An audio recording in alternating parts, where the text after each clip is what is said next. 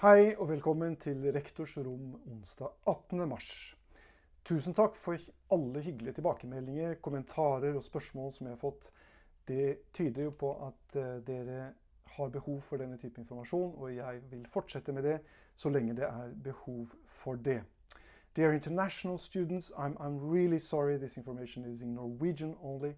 I've chosen to make it like this, so it's easy to keep everything in one place.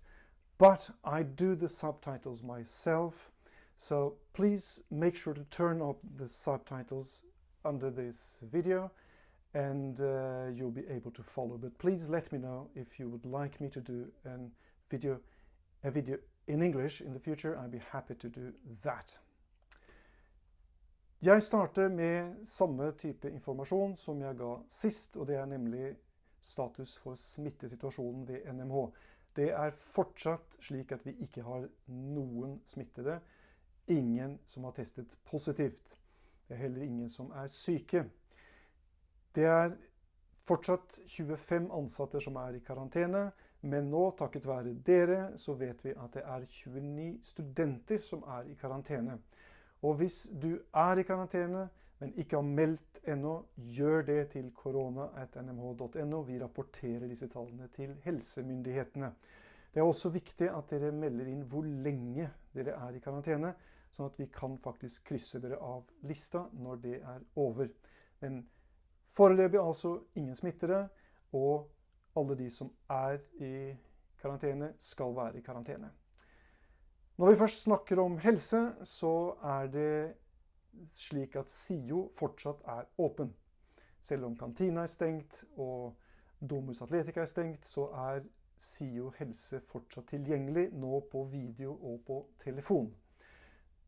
De har en chattefunksjon, man kan også ringe dit og ha støttesamtaler hvis man er bekymret eller vet om noen som er bekymret.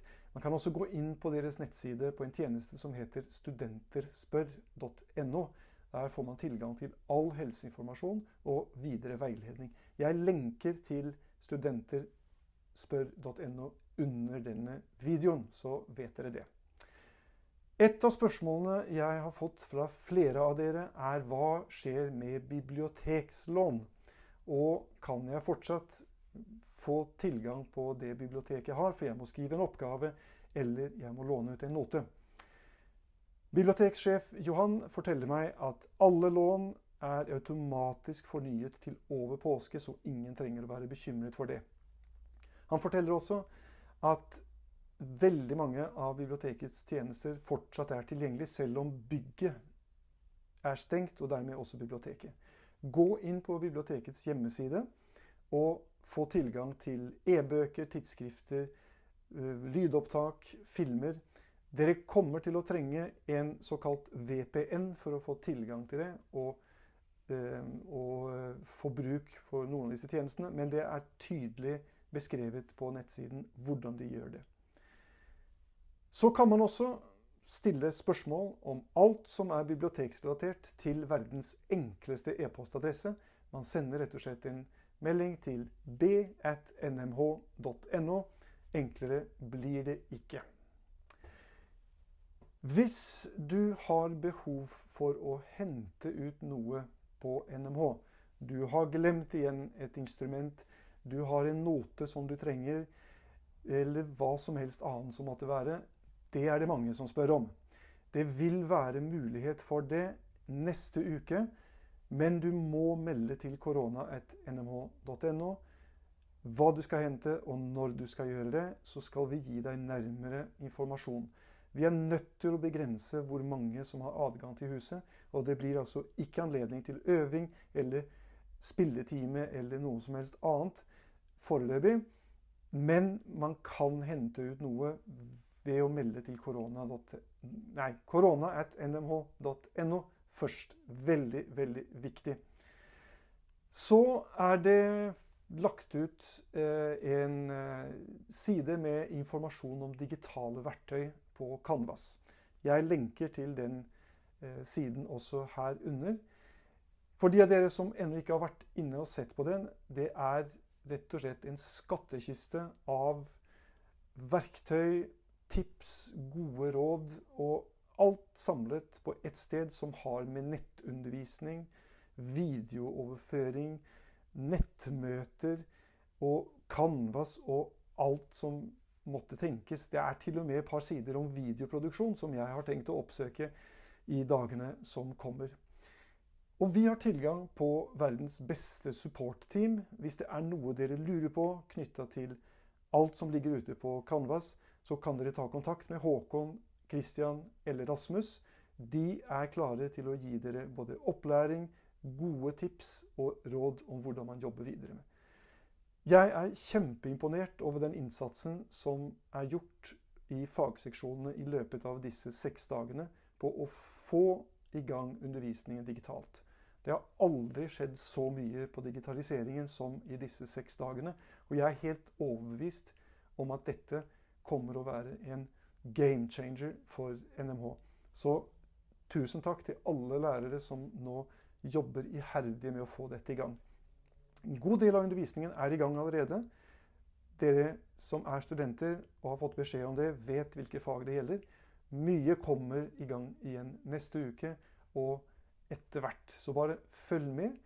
Det blir en blanding av digitale verktøy i real time og noe videoopptak og en del pensum som legges ut. Veldig enkelt å bruke, veldig enkelt å forholde seg til. Jeg nevnte også sist at vi skal ta i bruk et verktøy som heter Zoom, i tillegg til Skype og Canvas. Vi har nå skaffet lisenser til Zoom og er klare til å rulle det ut på fredag. Så stay tuned, det er et veldig godt verktøy som også egner seg til en-til-en undervisning på hovedinstrument, fordi lydkvaliteten er bedre enn Skype. Så Zoom blir tilgjengelig fra og med fredag. Så vil jeg avslutte med å trekke frem noe av det jeg har blitt mest rørt og imponert av i løpet av disse dagene. Og det er måten mange av dere har vist omtanke og omsorg for hverandre. Vi vet at mange studenter er bekymret, de sitter alene, kanskje de er utvekslingsstudenter her i Oslo, sitter på en hybel og har ikke spesielt mye kontakt. Men vi vet at det gjøres en veldig stor innsats av dere studenter og av dere ansatte på å holde alle orientert. Det er slik at vi skal holde avstand til hverandre, men vi skal ikke la være å holde kontakt. Og jeg vil rette en spesiell stor takk til alle lærere som jeg har fått melding om, har ringt ikke bare til sine studenter, men gjerne til hele klassen, og virkelig tatt ansvar for å finne ut om det står bra til, om alle har det de trenger, om de har mulighet til å øve, om det er noe de har på hjertet. Jeg synes det varmer å se den måten vi tar vare på hverandre, og vil oppfordre alle til å fortsette med det. Som sagt, hold avstand, men hold kontakt. En ny utgave av Rektors Rom kommer på fredag. Det gleder jeg meg til, for da er jeg ferdig med min karantene og kan endelig komme ut. Så fortsett å stille meg spørsmål, sende meg forslag til temaer og skrive i kommentarene. Jeg gleder meg til å holde dere oppdatert videre og til å vite alt dere har på hjertet. Vi ses på fredag.